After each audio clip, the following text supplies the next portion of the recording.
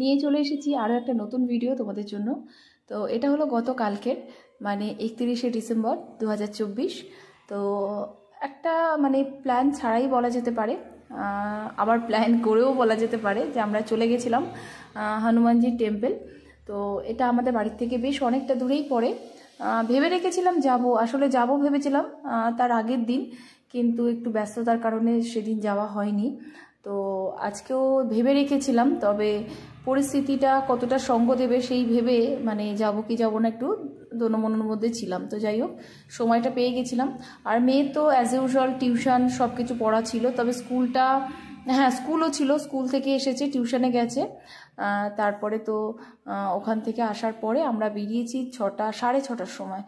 আর এখানে মোটামুটি আসতে আমরা তখন পৌঁছেছি 7:10-15। তো মোটামুটি আমরা পৌঁছে যাওয়ার পরেই এখানে দেখলে আমরা প্রসাদ নিয়ে নিলাম। প্রসাদ মানে কি, পুজো দেওয়ার যেগুলো সামগ্রী, তো সেগুলোই নিয়ে নিলাম। প্রথম না, আমরা যখন এই মন্দিরটাতে আসতাম, আমি 2018-র কথা বলছি, তখন আমরা কেরালাতে প্রথম এসেছিলাম। তো তখন না মানে আমাদের ওখানে যেরকম হয়, মন্দিরের সামনে যেগুলো বিক্রি হয় আমরা মোটামুটি বুঝি জানি, আর এখানে যেগুলো হয় কোনটা কি নেব না নেব না কিছু বুঝতাম না। তো যাই হোক, এখনও মোটামুটি একটু আধটু হলেও বুঝে গেছি, পুরোটা না বুঝলেও মোটামুটি বুঝে গেছি। তো যেগুলো নেবার সেগুলো নিয়ে গিয়ে আমরা ভালো করে পুজো দিলাম বেশ অনেকক্ষণ। তারপরে তো বেরিয়ে এসেছি 8টা, এখন 8:15-20 বাজে। তো আমরা বেরিয়ে এসেছি কারণ এখন মন্দির বন্ধ হয়ে যাবে। তো বেরিয়ে আসার পরে একটু হাঁটছি, কারণ এই রাস্তাটা না, মানে এই রাস্তা বললে ভুল হবে, এই জায়গাটা না ভীষণ সুন্দর লাগে সন্ধ্যাবেলার টাইমটা। এমনিতে তো লাইট দেওয়া আছে, দেয়ালগুলো কি সুন্দর দেখো, ডিজাইন করা আছে, বেশ ভালো লাগছিল। আর এই জায়গাটা রাজভবনও আছে। আমি ওই জায়গাটা ভিডিও করিনি, একটু বেরিয়ে এসেছি। আর ওই পার্কটা খুব সুন্দর। আমরা বরাবরই যখনই আসি, মানে এই মন্দিরে আসার টাইমে এই পার্কটাতে আসা হয়, তবে আজকে আর পার্কে ঢুকিনি, কারণ আবারও কিন্তু মেয়ের স্কুল আছে, মানে আজকে স্কুল ছিল। তো আমরা যত তাড়াতাড়ি পারছি বাড়ি ফেরার প্ল্যান করছি। একটু হেঁটে আসার পরেই এই যে জায়গাটা, এটা হচ্ছে মানে একটা এমন জায়গা যেখানে চার্চ, আর ওদিকে রাস্তার অপোজিটে একটু এগিয়ে একটা মসজিদ আছে, আর তার পাশেই কিন্তু গণেশজির টেম্পল আছে। মানে এই জায়গাটা এত সুন্দর লাগে না, বিশেষ করে সন্ধ্যের পর থেকে এই যে লাইটটা দিয়ে রাখে, ভীষণ সুন্দর লাগে। আর এখন তো ফেস্টিভ সিজন বলা যেতে পারে, ক্রিসমাস গেল, এখন নিউ ইয়ার, তো সবটা মিলিয়ে এই যে লাইট টাইট দিয়ে সাজিয়েছে, বেশ ভালো লাগছিল। আসলে 25শে ডিসেম্বর আমাদের আসার কথা ছিল একটু চার্চে, গত বছর এসেছিলাম, কিন্তু এবছর আর হয়নি, কারণ তোমাদের সাথে আমি শেয়ার করেছি যে আমরা ওই লুলু মলে চলে গেছিলাম।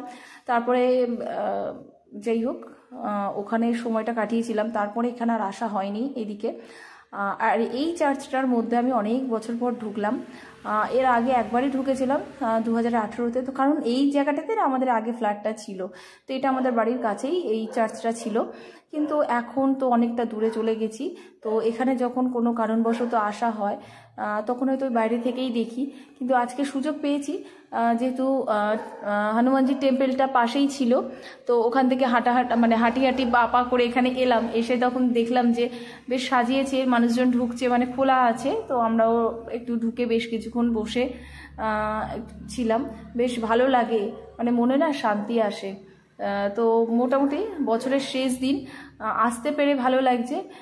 হয়তো 1 তারিখ বেরোতে পারবো না, কারণ পরপর 2 দিন বেরোনো পসিবল না, কারণ মেয়ের এখন পড়া টড়া সব আছে, স্কুল তো ছুটি নেই এখন, মানে ওর তো মানে স্কুল শুরু হয়ে গেছে, তো ছুটি নেই।